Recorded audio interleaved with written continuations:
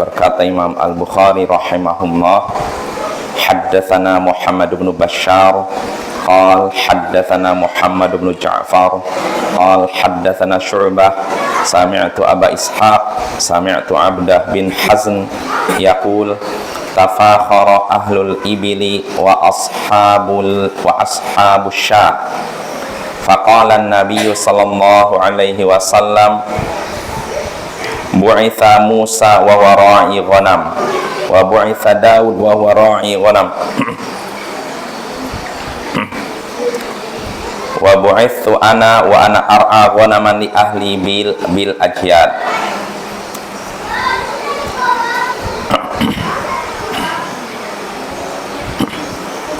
Telah menceritakan kepada kami Muhammad bin Bashar, ia berkata telah menceritakan kepada kami Muhammad bin Ja'far, ia berkata telah menceritakan kepada kami Syu'bah, ia berkata aku mendengar Abu Ishaq, ia berkata aku mendengar Abdah bin Hazn berkata, para pemilik unta dan para pemilik kambing saling berbangga diri. Maka Nabi sallallahu alaihi wasallam bersabda, Nabi Musa diutus dalam keadaan beliau seorang penggembala kambing. Nabi Daud diutus dalam keadaan beliau seorang penggembala kambing. Dan aku pun diutus dalam keadaan aku menggembalakan kambing milik keluargaku di Ajyad. Nah, ini hadisnya ya ikhwah. Sini dari Abdah bin Hazn. Jadi dia bercerita di zaman Nabi sallallahu alaihi wasallam para pemilik unta dan kambing saling membanggakan diri. Maksudnya pemilik unta menyatakan, unta adalah hewan yang paling mulia. Memelihara unta pekerjaan yang paling mulia. Menggembala unta pekerjaan yang mulia. Nah, begitu juga pemilik kambing. Kambing adalah hewan yang paling mulia. Menggembala kambing adalah pekerjaan yang paling mulia. Nah, ini dua orang, jadi mereka saling membanggakan diri. Maka Nabi ketika itu mendengar percakapan mereka, maka Nabi pun berkata, Nabi Musa diutus menjadi Nabi dalam keadaan dia sedang menggembala kambing, menjadi seorang penggembala kambing. Nah, Daud juga sama, dia diutus atau menjadi Nabi, diutus menjadi Nabi dalam keadaan dia menggembala kambing. Dan aku, yaitu Nabi Muhammad, aku juga diutus menjadi Nabi dalam keadaan aku menggembala kambing keluargaku di Al-Ajyad. Ajyad sini lembah yang ditempati oleh beberapa orang Mekah, di dekat Mekah, Ajyad. Nah, ini makna hadisnya jelas. Jadi di sini ketika dua orang ini berdebat, Nabi ingin jadi penengah.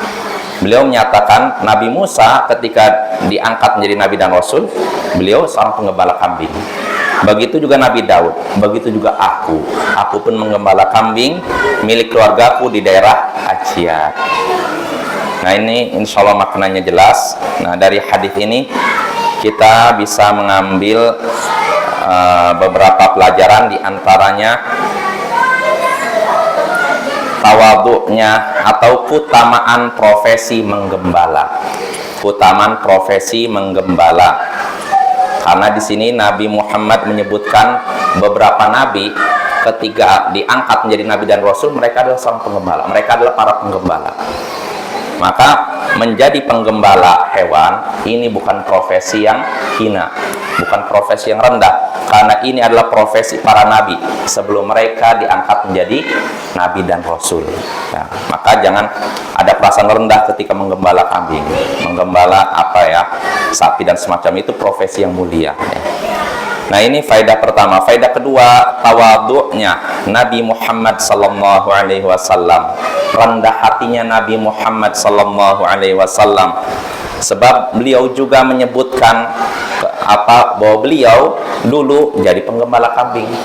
Padahal beliau adalah makhluk yang paling mulia, paling dicintai oleh Allah, tapi tidak rendah diri berkata di hadapan umatnya, saya juga penggembala kambing. Nah, maka Bapak-bapak, ukuran kemuliaan itu bukan profesi, bukan kekayaan, tapi takwa. Siapapun yang bertakwa maka dia mulia, profesi apapun dia, ya. Maka seorang mukmin nggak ada istilah rendah diri. Rendah hati bagus, rendah diri tidak. Minder tidak bagus. Minder itu rendah diri. Tapi kalau rendah hati terpuji. Tapi rendah diri, oh saya kayaknya rendah, dia ini profesinya tinggi. Nggak. Di hadapan siapapun kita jangan merasa rendah atau hina. Walaupun di hadapan raja. Ya, karena itu semua dunia nggak ada artinya.